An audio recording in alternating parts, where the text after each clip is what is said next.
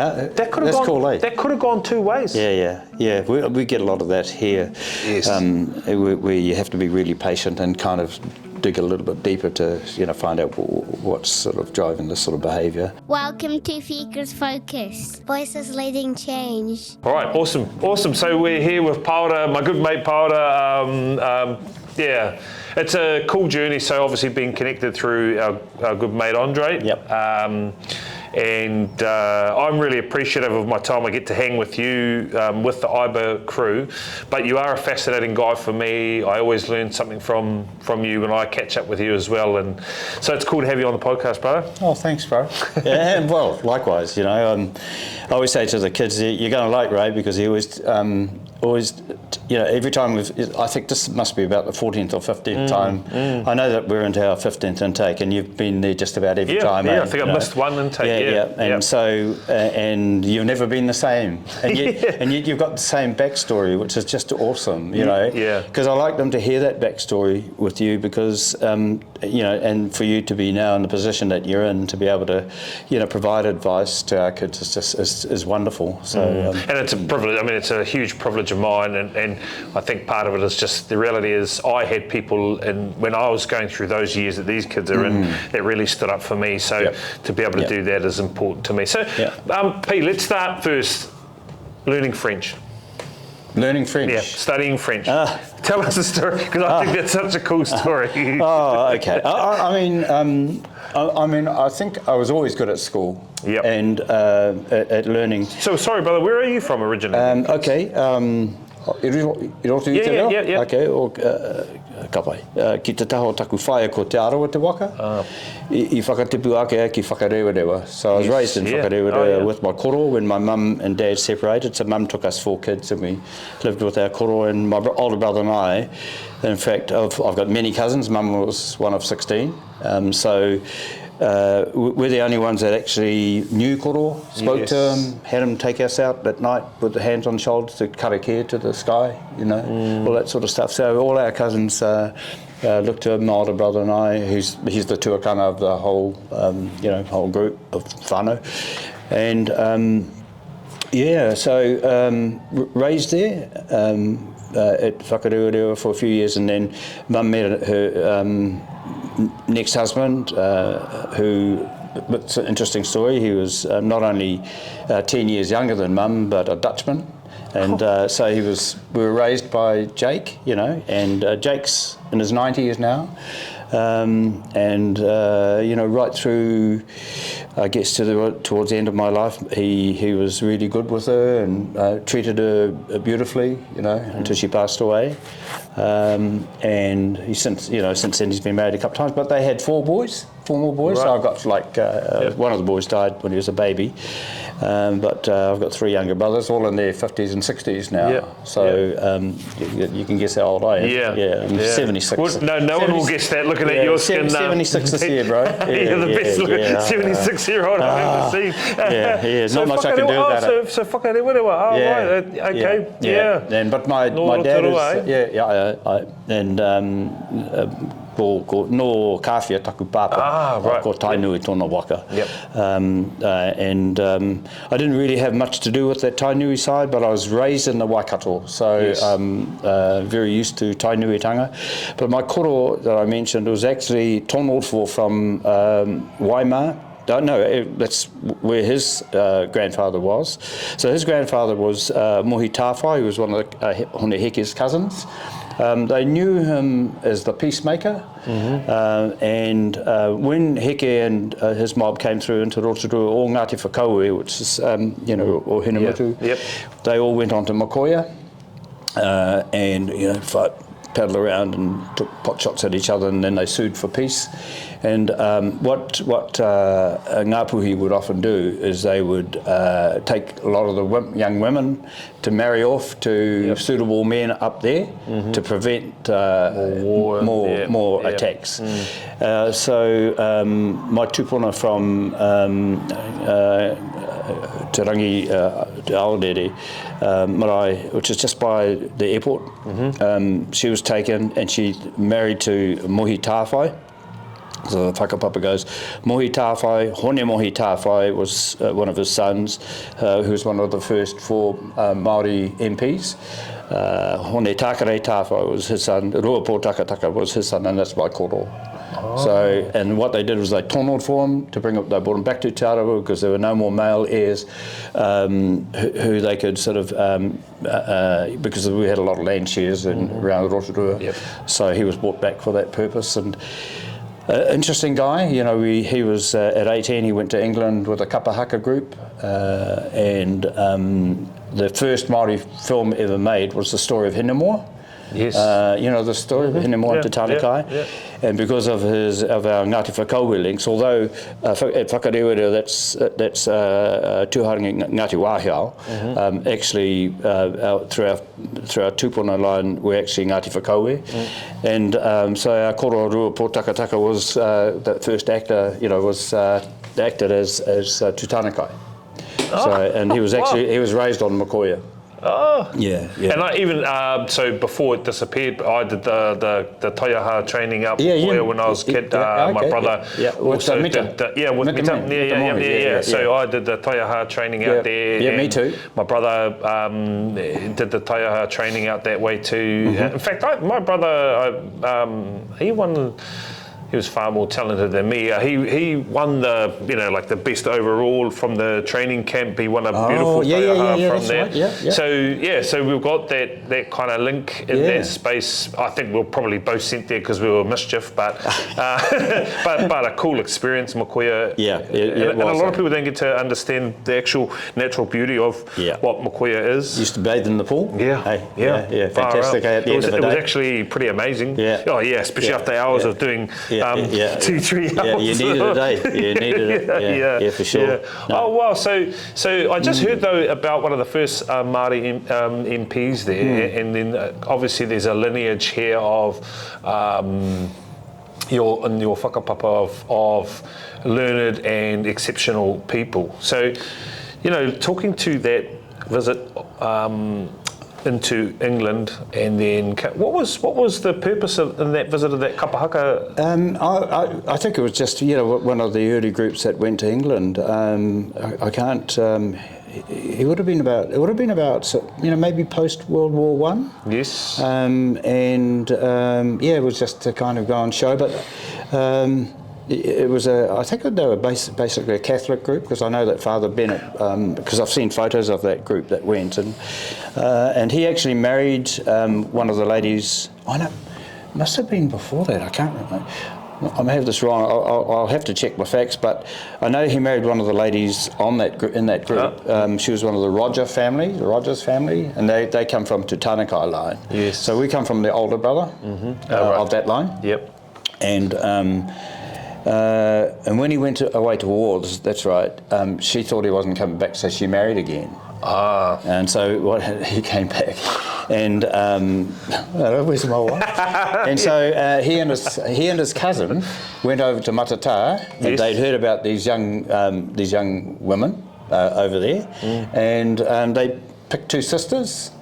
And they married them, and so that was my grandmother. From, wow. Ngāti Rangatahi. The whakauwe, you know, I've he's a good fellow actually, Ray Morrison. Well, they're all kind of in, they're all part of the Tapsels and the the Tapsels and that, and what makes me laugh, like when I met Ray Morrison, then we were having a few beers together, and he said, so after you met me, what did you think? And I was like, well, the typical thing about Morrisons is they're full of themselves. We started cracking up. But awesome guy, and actually a real privilege in the learning for me has been knowing people out of the whakauwe line, because their whakapapa has always been extremely strong. Whereas in my own whānau, if it wasn't for my koro, we actually wouldn't have known any of ours. Just remind me your... So Ngātira, Ngāti Raukawa, you know, part of that and my koro was Haki Thompson. Praise the Lord, Haki was his nickname, and he, Ngātira is a part of that Ngāti Ahuru hapu, and it's we're lucky with our koro that he he actually wrote down all our whakapapa and stories and things. Yep. But yeah, it was always cool. Especially, I travelled a lot with him for Pokai, and went around. He spoke a lot for Te Atai Rangatahi. Okay. And so I got to travel a lot in that space with him. I lived with him for quite a bit when I was younger, and hung out down there. So I was lucky to like you to hang and hear the stories in that space. But so let's fast forward a wee bit. Let's get back to where we. I think what reminded me, because I went to Whakarewarewa school, right? And it was a Māori school mainly. Yes. There was like 1 or 2 Pākehā kids, and there the teachers. I think one of the teachers was a Morrison, another one was a Tapsell. Right. And what they did was they loved the kids to compete. They loved the idea of kids competing, right? Even with them. And so you'd have like in a maths lesson, you'd have a clock with all the numbers, 12, 1 to 12, and they'd say 8, and you go 8, 1 to 8, and race the teacher, And so it was good to be academically quick, right? Yes. And so when Mum met Jake and we moved out of them, we moved back to the Waikato, and there was a period there where Mum was looking for work and he was looking for work, and we were staying in different places. I would have gone to about 5 schools in about sort of 2-3 years. But what I noticed was, we ended up in Kiki anyway, and in a Māori Affairs house. And it was the first time that Jake and Mum sort of settled together and started to make a life together. And I went to Kiki school, and that would have been, what's the standard for now? Year 6. Year 6. And and teacher would ask a question, I'd put my hand up straight away, and the old tall poppy syndrome would kick in. You think you're smart, And I ended up having to fight every one of my neighbours on the way home. And I was never very big, but I knew I was always strong, you know. And fortunately, my older brother Ivan was like tough. He was like, how some people are just naturally tough. That was him. And I remember our neighbours. There were 2. I would have been about 12, maybe 11 or 12, and they were sort of threatening to beat me up. And one of them would have taken a swipe at me.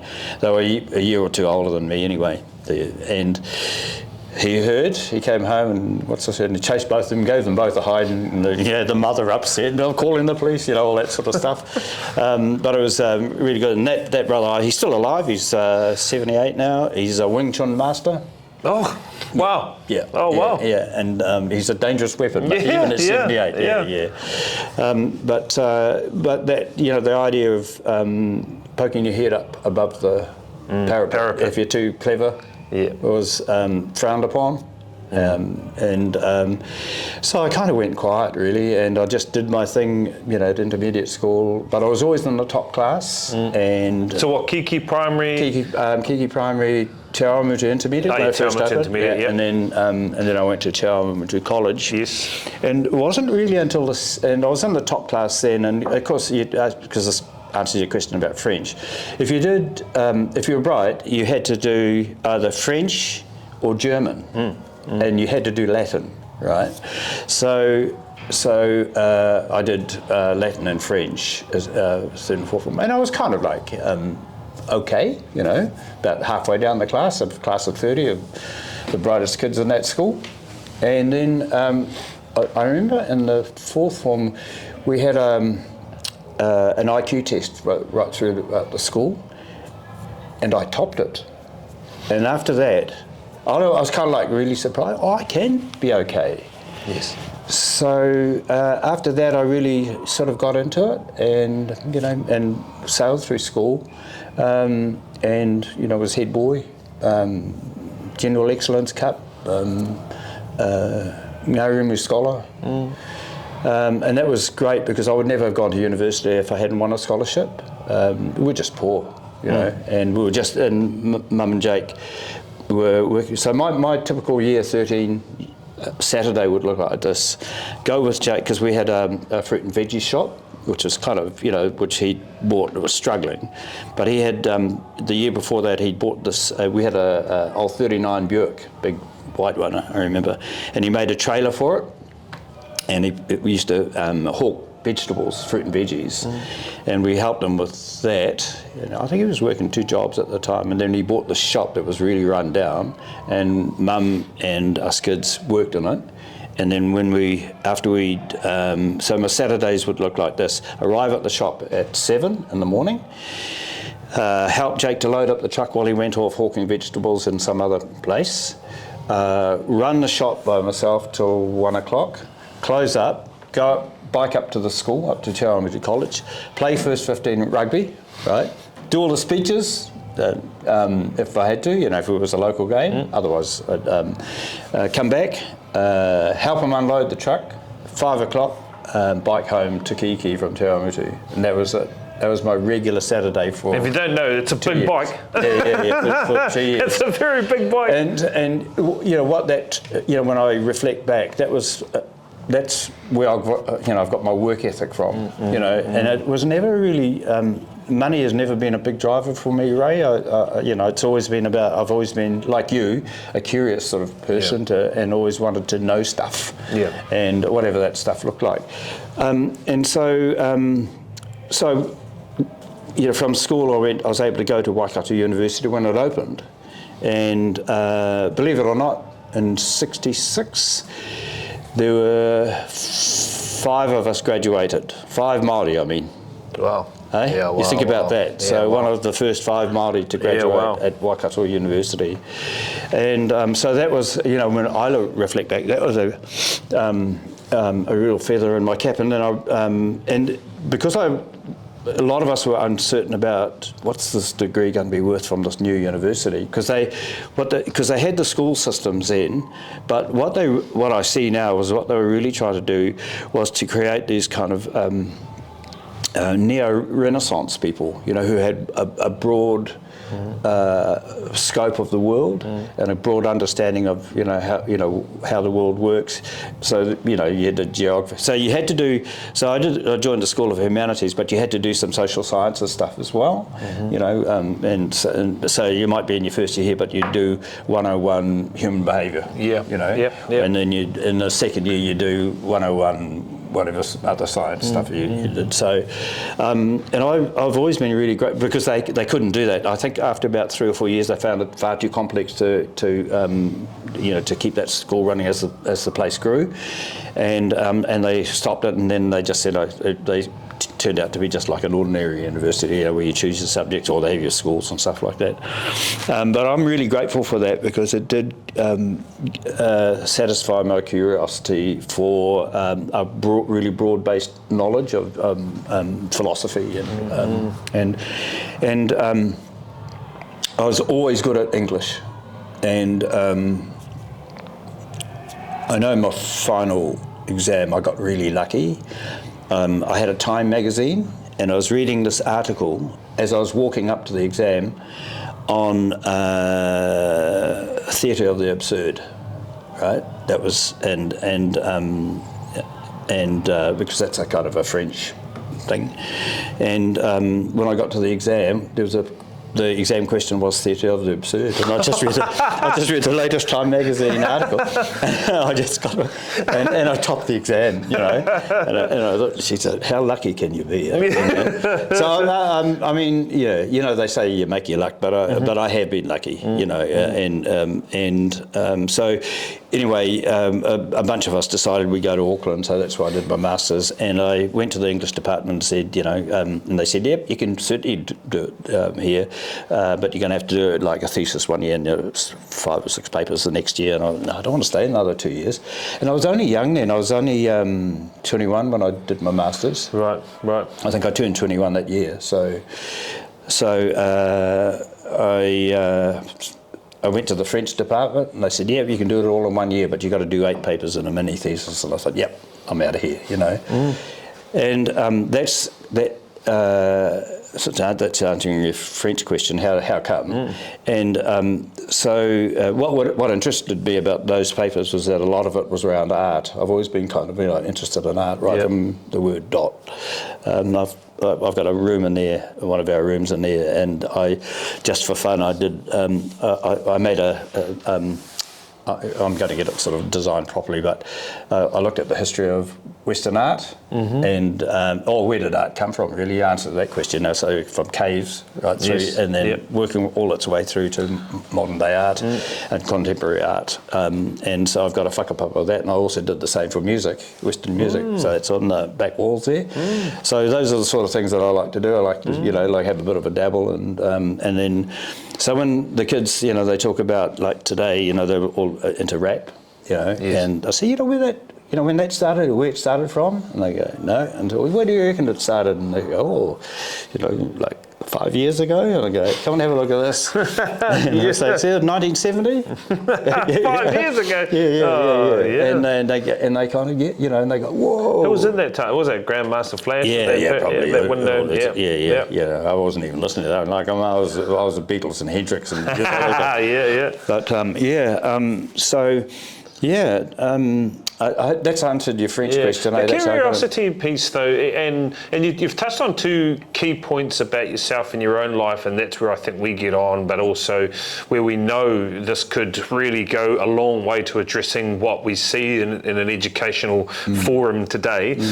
So there's obviously the issue of the tall poppy syndrome, and both you and I have experienced that scenario and probably will continue to experience it. It doesn't so much bother me today, but I know it bothers kids. Yeah. So that's a very hard scenario to, especially heightened with social media. I think that's ultimately you do a great job with these kids, but reality is we'd love to not have to do these things, right? I've said this to the kids from IBA before. There's got to come a day when I don't have to get up and talk to kids like yourselves because you're not here. You don't need it. The curiosity thing, though. And I especially love it because being Māori as well, and I can only imagine what whakarewarewa was like, because I know from my tupuna whare and where I'm from, we were in a period of time where you just went out. You just got out and you played footy, you played cricket, you went and explored, you went fishing, you went crawley fishing or eeling or how we didn't die 10 times, I don't know. Even in my kiiki days, like on a Sunday, what we'd do, just go for a bike ride to Kakapuke, the mountain there, and just climb it. Just for fun, and buy a bottle of Coke and then have a drink at the top and then run down and bike home. It's funny because I feel like the more constraints we've put around children, the more issues we've created. Yeah, for sure. It's become too health and safety conscious, the whole world really. Yes. And it's a shame. They're stopping kids from climbing trees. What the hell? Yeah. Man, I used to try and see if I could climb the highest tree. Of course. And we all broke arms, we all broke ankles, and we all did it. But I think, and that's where that lens of curiosity is lost in many ways, because there's no need to be curious because I can just look something up. I agree. You and I, it's funny because, and I love that you do hark back to the point that I don't talk about the same thing every time I come in, because actually I've learned and grown in the 6 months. Hopefully, that's what we're trying to say, right? Hopefully, I've got something else new to share. Yeah, for sure. For sure. So, when you were at that university during that time, because have you heard of John Orr here? And we met them, and hearing them that just talk was crack up about their times at uni. But I asked, how did you fellas get to uni? I remember turning up as a young Māori kid to uni and feeling like, am I the only Māori kid that's here? But then hearing John and them and Colin Reedy and them talk about what was going on there, and Ngā Tamatoa and things like this. The question I had was, how did you get there? And a lot of it was curious. Curious. It's a big thing, So that trip to Auckland, what was, so you obviously, Waikato Uni, 1 of 5, and then you're like, right, I'm going to Auckland, going to do this. What was the curiosity around, you get the Masters and then what? I mean, I don't think I had really any clear idea of what I wanted to do, and like a lot of people who go down that arts path, I had no idea. In fact, what happened was all I was interested in was travelling after that, and to see the world, right? And that's the curiosity bit too. So, I wanted to track down my older brother because he'd been in Australia for quite some time now by then, and this is the 69, 70 sort of area. And but I needed money to get there, so I went down to Melville High School and I was sort of looking for a job as a gardener or something, and I just said, you wouldn't have any jobs going. This is to the principal, Smithy, and he said, yeah, actually, we've got a class that nobody wants to teach. Would you like to give it a go? And I had no teacher training, but what I did know was what I would like at if I wanted to be a teacher, I wanted to be interesting. Make that the first thing that you do, first principle. Agreed. and if you're interesting, the kids will hang with you, you know. And so here I was introduced to this class of 20 odd of the ratbags in the school. And I loved it, and I loved the characters, the personalities from the word go, from the red-headed, green-teethed boy, I won't say his name, but, when are we going to start, and the big Māori boy in front of him, Danny Robert, I remember turning around and saying, keep quiet, handsome. And so Daniel was my boy from then on. But what happened then was, like, at the end of the first term, the head of English went away. This is a really weird story about luck. And so he went away on sabbatical or something.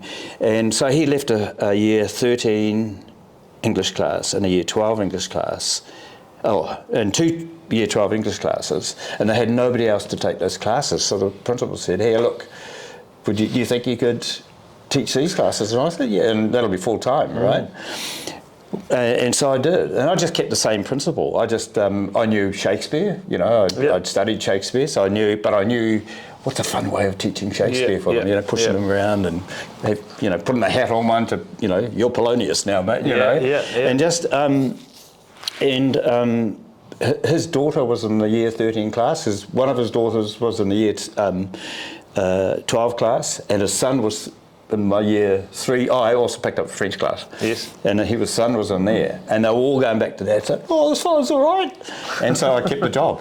I think that's what happened. Anyway, oh, wow. Yeah. So, and I also. I remember I like to use lots of shock tactics, like I'd go in and I'd start writing stuff on the board and they'd all be copying and I'd go, stop! Everything I've written up there is rubbish, and I've had guys since come in, I was in that class. I'll tell you what, mate, that's something I really remember, but I got a taste for teaching, and then so when I caught up with my brother in Australia, I didn't want to do any more of that academic stuff, so I became a scaffolder. Right. Yep. And a scaffolding rigger, and I got my scaffolding ticket working on the Opera House when it was being built. Yeah, it was awesome. It was an awesome experience. And then use that as the vehicle to travel. Yes. So when I got to England, I became a scaffolder, and came back. When I was in Australia, I met my wife. Yes. The person who's now my wife, Julie. And but I left her behind because she'd come back from England to Australia twice, and she didn't want to go back to England with me. She didn't want to travel with me, so I said, "Okay, trust me, I'll go." I need to look.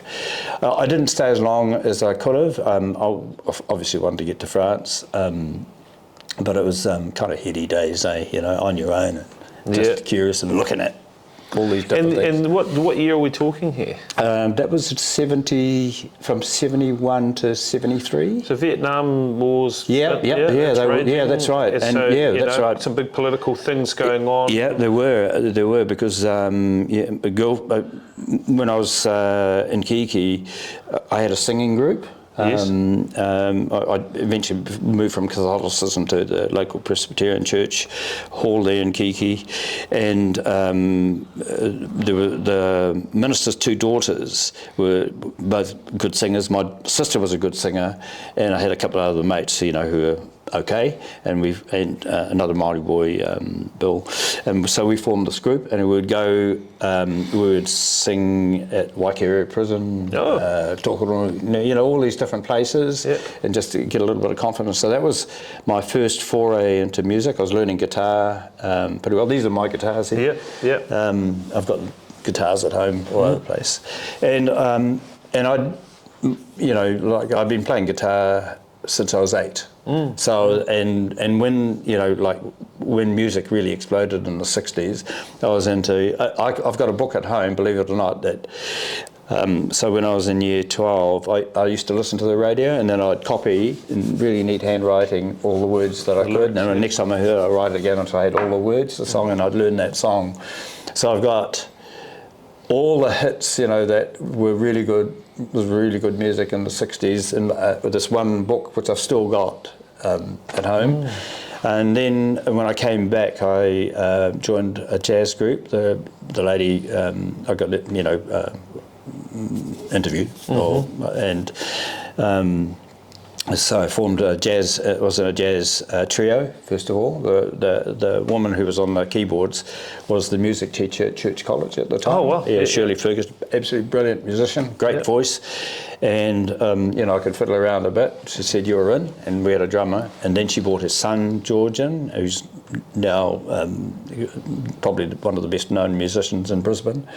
And all his kids are great. And she had a family of about 8 kids, and they were all fantastic musicians. George was 16 when he brought him in. I would have been about 28. And I thought, I'll show the boy a few things, but he was just brilliant. He just could play every instrument, including the violin. So he could go on the violin, I could go on the bass, and we'd play really beautiful songs like I don't know, just some of them are just really beautiful violin, beautiful pieces in restaurant. And that was good because I was starting to learn how to teach then, and I had an extra source of income. Yes. And with a family coming on and stuff like that, and I did that for a few years, and then sold all my gear to the head boy of the school that I was teaching at. So by the time I came back, eventually I went back into teaching, and I stayed in it from 74 through to 86. All in Melville? No. This was at Fraser High School. I went to St John's and then Fraser High School, and I started off as the head of languages and ended up head of English in the largest department in the school. And I was still pretty innovative. I really tried. So this was like a middle state school, average English school C mark would have been around 45 to 50, and I know we took it up to 60% average right across the school, and that's because I was really careful about who I chose, on the staff. First class honours in English, primary trained. And why is that? Because the primary trained teachers often, it wasn't about the subject, it was about the student, and it was about the planning and stuff. And that's something, so in 86 I was plucked by the inspectors because I was running a good department to be the English advisor, and from Tuakau, Coromandel right down to Tamarunui and across to Gizzy.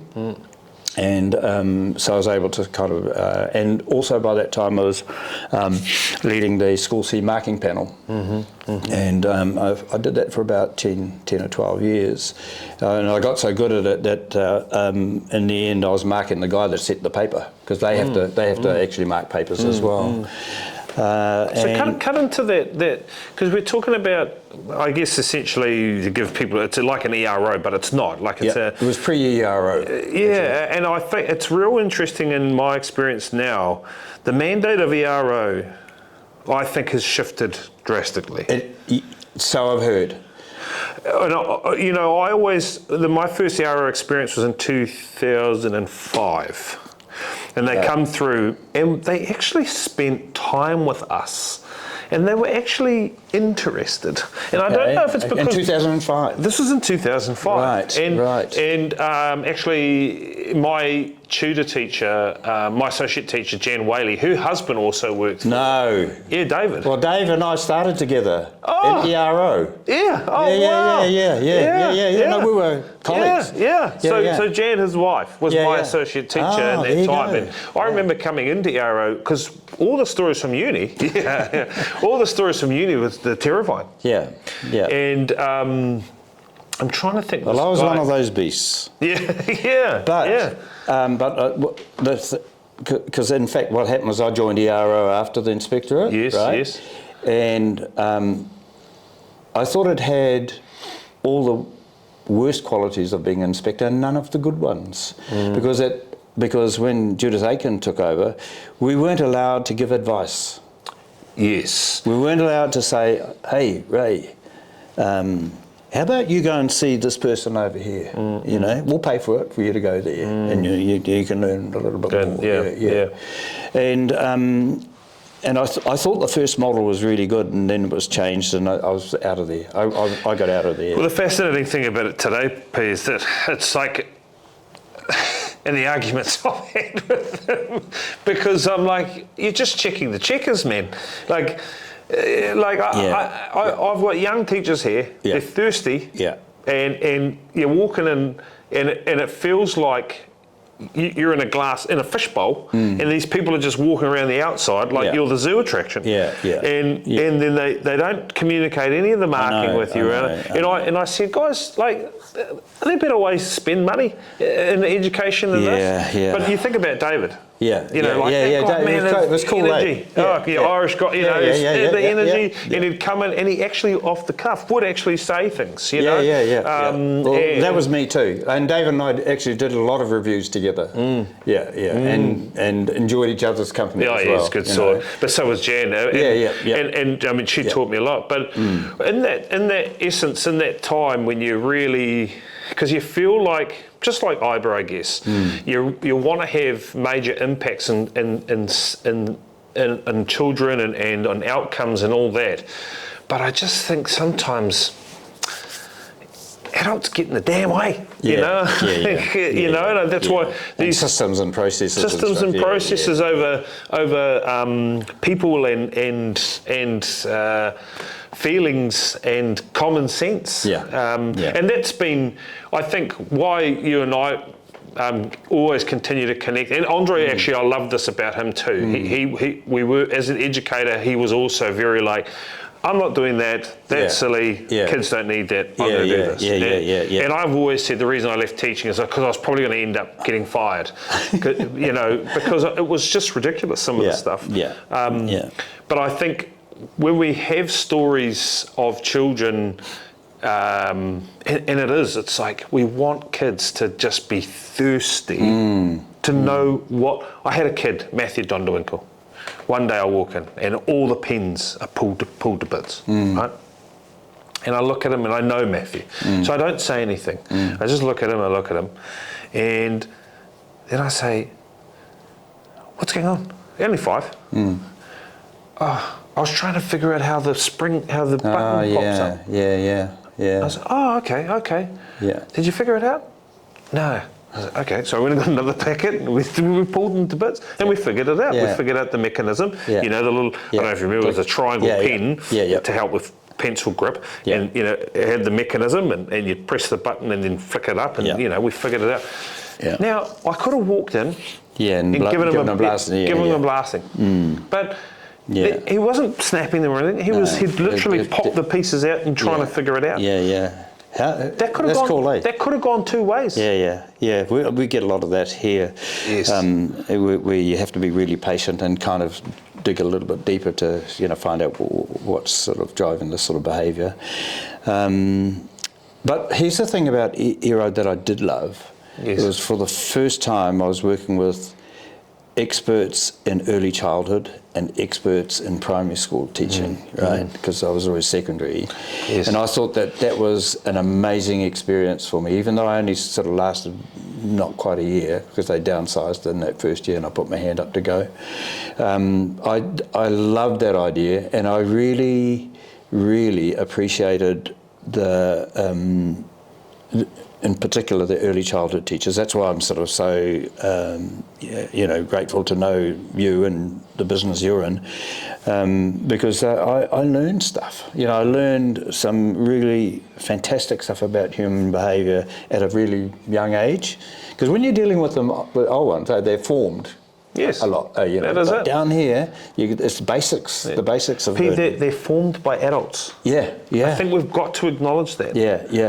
We've got to acknowledge that the system, like we said, they're formed by adults, and I sometimes I feel like there are kids in pinball games that just bounce off things, and actually, then they get down and someone flicks and they got to go again, and it's this continual resistance to any level of autonomy, because of what we've talked about, health and safety, or what we believe is right for kids, and that's in some way why I respect ERO in other areas, because they actually come in with no opinions in the other spaces too. They want us to know our opinions on what we think, and that's where I don't mind robust discussion about that, and I'll have robust discussion about anything when it comes to kids. In that scenario, that what you're talking to, when I thought I knew education, and I threw it all out the window when I came into ECE. It all I just put it all in a big bag, everything that I knew, and just threw it out the window, because actually I had no real idea about what ECE was. And it has opened my eyes. Because what we are seeing in ECE, we will see at this age. And I'd like to suggest we will see it as an adult for many parts of that. So let's go to IBA, because it's such a cool, I love, and I love the mahi you guys do. I always want to support it. I'm always here for these kids, and it's, you guys are, 15th iteration now, I guess. Wow. So what's that been, over 3 years now? Just over 3 years, I think, mate. Because Andre and I were like the first kind of year and a half, and this is intake 10 now, and I think we sort of started at the beginning.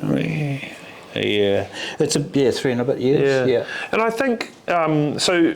Might even be more. I think it might be. Was it pre or post COVID? 4 years. Pre.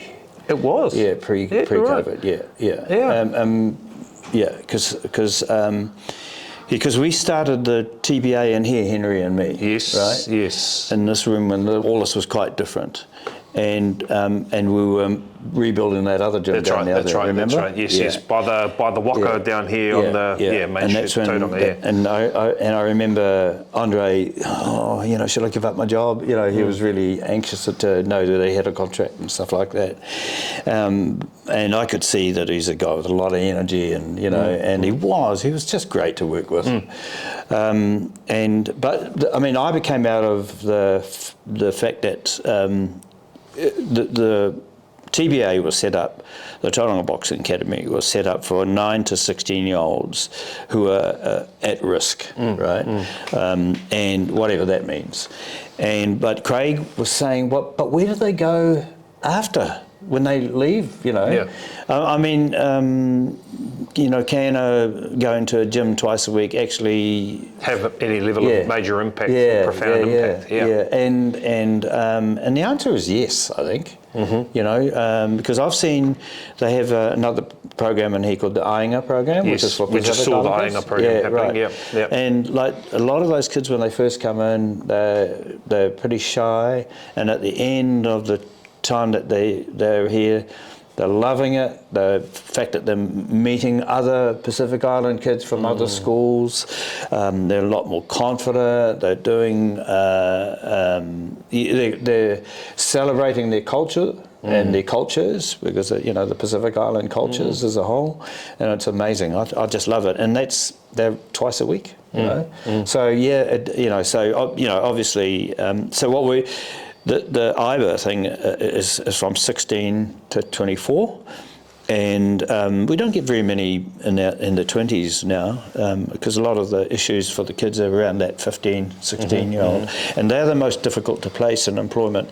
But he did, I know that Craig, I had a conversation with him once about, well, what do we do and what should it be like? And he was also talking to Anton. Yes. And Anton had done a lot of pre-employment stuff, so the idea of setting up a pre-employment program was sort of uppermost in Craig's mind, rather than an alternative, school like Impact. And like a chartered school. And I said, no, don't go down that path. You go down that path, then you're going to be tied into the system. NCA levels and stuff like that. You get once you get tired. It's a red racehorse. It's a brown racehorse and a white racehorse. At the end of the day, we're trying to race them to the end. Yeah. So it's been deliberately designed around values, the core values. And Andre and I, you'll remember that we actually learned all about this process with Billy Graham. Yeah, right? I remember. And when Billy Graham and Craig decided, Craig said, no, I want to do something sort of beyond what you guys are doing. They kind of, had an amicable separation. But obviously we couldn't use all their material anymore. They had 8 values, for example, and their values were kind of like these quite heavy charts. Yes, I remember them. I remember. Yeah, and Andre and I said, well, let's design our own, and so that's how we came up with our 5 core values, and then made them organisational wide, and I'd seen these. The ministry had done a lot of work with employers, and they remember the license to learn. Yes. Okay. Well, that's what they are, right? And really, that's the soft skills that are required, for an employee to be a good employee. So now you had 2 legs of the po, and the third leg, of course, is to have the whare tapa whā, or health and wellbeing model. Yep. So everything we do is revolves around those sort of 3, what are really, soft values, ideas, and building the curriculum around so that cultural things matter, and te reo Māori and tikanga matter. So that's kind of how we've designed it, and it's so far so good. And you know what? Always. I'm always thinking of different ways and better ways of doing stuff. I'm a bit of a details man, and sometimes I overdo it, and always trying to sort of do something different. And sometimes I leave my colleagues a little bit behind, and I realise I've got to. But I try and show them what to do. So takohanga is our core value for this week, and this week and. Next week is week 10. And so it's about responsibility. And so we sit around the bags a lot more now in the morning. We have our corridor, we have our karakia, and then our corridor about, so I might just sort of throw a few things out there. Who are you responsible for? Who's responsible for you? And I've got them to address the literacy stuff, which we have to do too. I get them to write their concept, or I might just say, write this down. I am responsible for, and they write it down. Oh, by the way, responsible is spelled IBLE, not ABLE, right? Okay, now, and then ... and then they say, oh, you finish it off. No, okay, now let's share, right? So you've got to keep on thinking of ways of, and then I might say, okay, get your phones out, look up the word responsibility, and I look for some quotes there, and I've got a butcher paper. Yes. You can see it on Yep. Write down something that really sticks out. So I'm just always looking. Then Megan, our psychologist here, she does a presentation to the group once a week, and so I'll say, okay, Megan, go for it. Give us something that's really interesting, and she'll always come up with something brilliant. So yeah, it is a privilege, and I love your guys' work. It sucks that we have to be around, right? I think you probably agree with me. Like you're like, the need is out there. That's the thing, and the need's getting greater. Yeah, and it is, and it's the issues that a lot of our kids face. We can't change what happens in their home lives. When you've got kids who go home and their dad offers them a joint the moment they walk in the door. We can't stop that sort of stuff. But what we can do is we can be consistent here, and we can give them a sense of what's good and decent, and and what's what is important, and for them to kind of get a bit of clarity about what core values are. And I say you don't have to, you don't have to share ours. And then we can give them some really practical tools. They've just come back.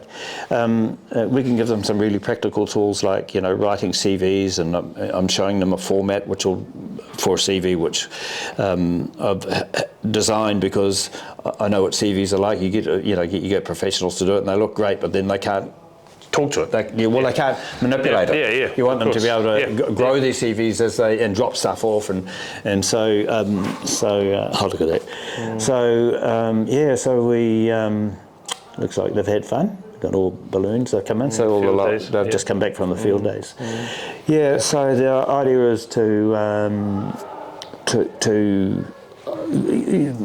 help grow them as good citizens. I think that's what we're trying to do. Yeah, I agree. And then as part of the process, look for employment for them. If we can't do it, try and hang on to them and say, look, we because they stay with us for up to a year. And we must have 80 on our books who are still post-placement support kids, and that's an issue with us, because it takes a lot of time. Some of them might take up a whole day, of just one person for who we're not even teaching. So we have to kind of get that balance right as well. But I can tell you see that story. I can tell a story about every one of those kids that have come in, and how decent they are, and what lovely potential a lot of them have. And some of them are really troubled. Make no mistake. Some of them have got mental health issues which we're not designed to fix. And that's problematic with us, and what they do. And then Charlie might come to us and say, Paora, I've stopped smoking weed, and I'm feeling really anxious now, and I've got a headache and stuff like that. And we have to have the tools to support them. Yeah. Well, Paora, we'll wrap it up there because I know we could go on for so long, but for the whānau out there with us, it's check out Inspire, Believe, Achieve, IBA. It's a program I love supporting myself personally. Thank you, Ray. And like you said, I try to make sure that I make everything interesting and exciting when I come and talk to them. I don't want them to feel like, ugh, he's another talker, another guy, just boring. You are an inspiration for me. I love your energy, enthusiasm, and actually it's just the passion for life and living and for children. So, brother, thank you. We really appreciate your mahi, and I look forward to continuing to support IBA in the future and catching up with you, brother. Yeah, kia ora, Ray. Yeah, awesome, bro. Yeah, thank you. Yeah, ciao. Wicked.